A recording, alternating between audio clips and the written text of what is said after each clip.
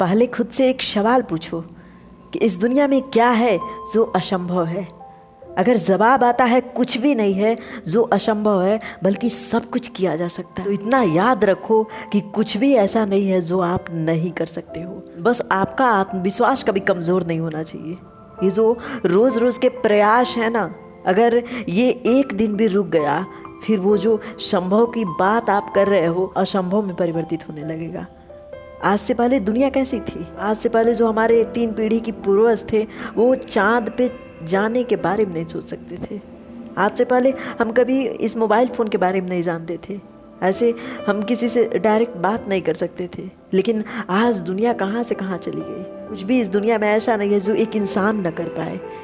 लेकिन आपकी जो सफलता है, आपके जो काम है ना, बस वही चीज़ आपको असंभव लगता है। वही चीज़ आपके हर दिन को बुरा बना देता है, क्योंकि आप उसके बारे में सोचने लगते हो। मेहनत करने के बाद आप तत्काल सोचने लगते हो क्या करूं, अभी तक सफलता नहीं मिली। आपने एक किसान को देखा होगा जो खेत में फसलों के बीज को रोपता है, यानी खेत में गिराता है। अगर वो हर रोज़ उस मिट्टी को कुरेद करके उस बीज को निकाल के देखे, ये अभी तक अनाज क्यों नहीं दिया, ये अभी तक फल देने लायक क्यों नहीं हुआ। आप ये बताओ, वो बीज कभी पौधा बन पाएगा, कभी युवा अवस्था में जा पाएगा? हर रोज तो वो कुरेद रहा है, देख रहा है अनाज के एक एक दाने की अभी तक ये पौधे में परिवर्तित क्यों नहीं हुए, अभी तक ये अनाज देने लायक क्यों नहीं हुए। उस अनाज के बीज को उस जमीन में डालने के बाद कुछ समय का इंतजार करना पड़ता है, पानी डालना पड़ता है, खाद डालना पड़ता है, उसके बाद इंतजार करना पड़ता है। एक समय ऐसा आता है कि छोटे छोटे पौधे आते हैं, उस बीज में छोटे छोटे अंकुरण होता है और वो अंकुरण छोटे छोटे पौधे का रूप होता है। आप ये बताओ, उस पौधे को भी अगर वो कुरेद के वो किसान देखने लगे कि ये जड़ में कोई कमी तो नहीं है, अभी तक ये ऊपर बढ़ क्यों नहीं रहा है, तो क्या वो छोटा पौधा जो अंकुरण की अवस्था में है कभी अनाज देने लायक एक युवा पौधा बन पाएगा? उस किसान ने तो उसे बार बार कुरेद के उसकी जड़ों को नष्ट कर दिया है। फिर वो अंकुरण कहाँ से एक बड़ा युवा पौधा बन पाएगा अनाज देने लायक?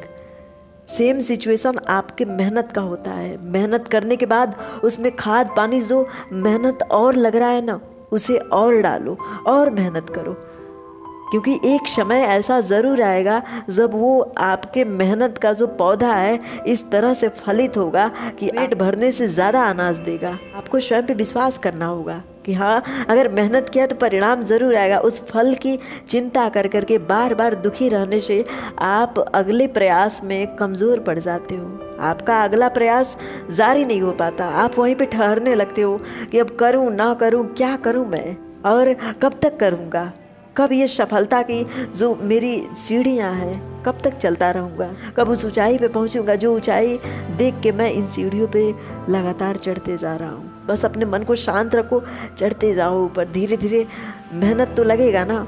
जब आपने मंजिल बड़ी देखी है तो उसके लिए तो मेहनत लगना तय है। तो शांत होके बस मेहनत करते जाओ। हमारा मन तब घबराने लगता है ना जब हम स्वयं से ज़्यादा दूसरों पे विश्वास करते हैं। हमें ये लगता है वो इंसान सही है, उससे पूछता हूँ कि क्या कुछ गड़बड़ी है। फिर हमें ये लगता है कि नहीं, उससे पूछता हूँ। 1000 लोगों से हम अपने सिचुएशन का जवाब जानना चाहते हैं, 1000 लोगों से अपने दुखों का हल जानना चाहते हैं। कोई तो ऐसा इंसान मिले जो हमारे दुखों को दूर कर सके, लेकिन ऐसा कभी नहीं होता है। हर एक इंसान अपने अपने जीवन में कहीं न कहीं किसी न किसी संघर्ष से लड़ रहा है। वो शायद अपना संघर्ष आपके सामने रखे या न रखे, लेकिन उसके भी जीवन में एक संघर्ष है। वो अपना संघर्ष भले ना दिखाए, लेकिन आप अपने संघर्ष के कारण मेहनत करो, वो संघर्ष ही आपको सफलता दिलाएगी। गीता में भी तो यही कहा गया है कि कर्म करो, फल की चिंता मत करो। फल तो निश्चित रूप से आपको मिलना तय है। उस फल की चिंता करके आप कर्म करने में कमज़ोर पड़ जाते हो। फिर वो फल पकने से पहले ही खराब हो जाता है। अगर वो फल मीठा, पका हुआ, रसीला चाहिए तो शांति से मेहनत करते जाओ। उस फल की चिंता करोगे, वो फल अधपका मिलेगा। अगर अधपका फल नहीं चाहिए तो शांति से अपने मेहनत में लग जाओ। एक ना एक दिन तो सफलता मिलनी तय है।